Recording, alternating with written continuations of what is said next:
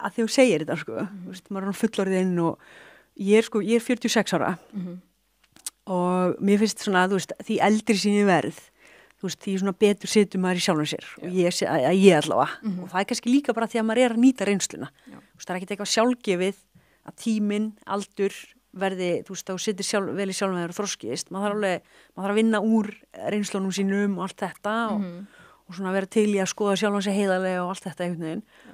En svo náttúrulega sem konur, sko, þá var maður kannski einhvern veginn búin að svona loksins kannski líka farin að uppskera á atvinnumarkaðinn, maður búin að mennta sig, koma börnunum upp oft á tíðum eða búin að einhvern veginn hjónabandi kannski koma á þann staði sem maður vill og bara að lífi einhvern veginn bara að fara að gerast og þá bara bankar upp á breytingaskeið og við viljum ekki tala um það er svo leiðilegt. Þetta er svo ógeðslega leiðilegt orð. Mér finnst þetta svona það? Sko, ég man eftir því þegar mamma byrjaði á breytingaskeiðinu og pappi var alltaf með saman brandarann. Í hvað ert að breytast, elskan mín?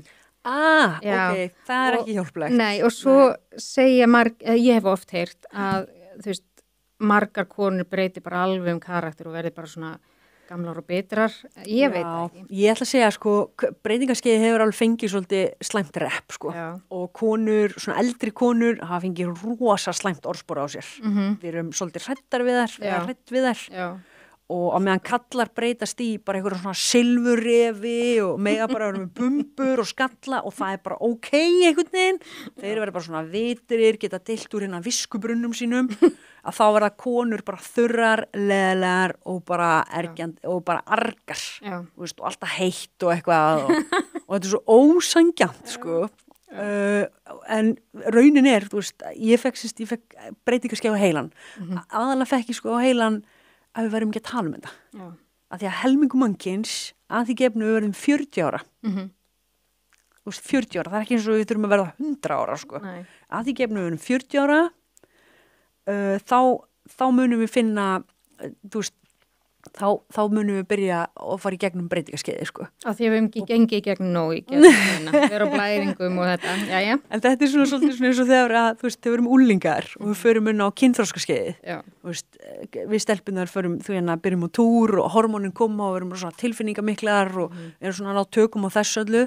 Og meðan strákarnir verða, þú veist, þeir fá testóið hérna og þeir verða svolítið svona ég ætla ég að fucking rústa þér eitthvað og fóreldrarnir er eitthvað, við erum að spila lúdó, sko, bara róa þig eitthvað svona, þú veist, og það verður oft svona strákar eru oft svona kannski einhvers staðar 9., 8., 9., 10. bekk, þá kemur svona tímabila sem þeir eru bara rosalega erfitt með skapi á sér og bara erfitt með að stjórna sér og þetta er bara testó, þetta er bara nýtt hormón sem er bara á fullu út í blóðið þeirra og svo, þú veist, en svo vitum við að því við erum búin að sjá það svo oft, svo kemur þetta fólk aftur. Þú veist, þeir fara inn á þetta og eru ógeðslega leiðilegir úlingar og svo bara svona kringum 20 eitthvað staðar að þá svona, þá gerist eitthvað og þau eru bara komin aftur.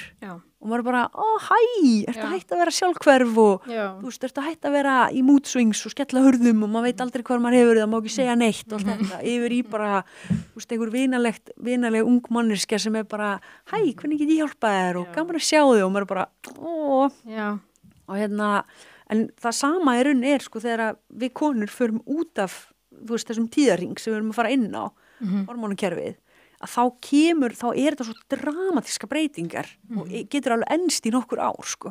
Alveg frá að tala frá 2 ár og upp í 10-12 ár.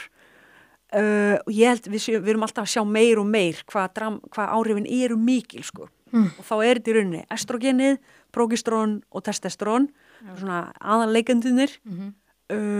Og þessi hormón gegna öll svo gríðarlega miklu og mikilvægu hlutverki í líkamanum okkar. Til dæmis er, sko, það eru í öllum frumum líkamans eru móttakarar fyrir estrogenhormóninu. Og estrogen er til dæmis svona hormónir sem að gerir okkur ljúfar og góðar. Og mýkir okkur allar. Fer það bara? Já, og er estrogen líka mótvægi við kortisol. Kortisol er streituhormónið og er alveg eðlilegt þegar við vöknum á morgnana, þú veist, þá fyrir smá kortisol til blóðið og það er bara heilbrigt og þá bara höfum við kraftin til að takast á við hlutina. Og estrogen kemur og vegur aðeins upp á móti og þannig einhvern veginn virkar þetta bara allt. En svo þegar estrogen er ekki neitt, þá einhvern veginn fer kortisolið, þá ræður það öllu. og þess svona í svona kringum fertugt þá fara konur kannski að finna fyrir auknum kvíða, þær eru viðkvæmar fyrir stressi og álægi heldur en þær voru áður, það fyrir aðeins að ríkt í sjálfstraustið, þetta er alveg sko snar og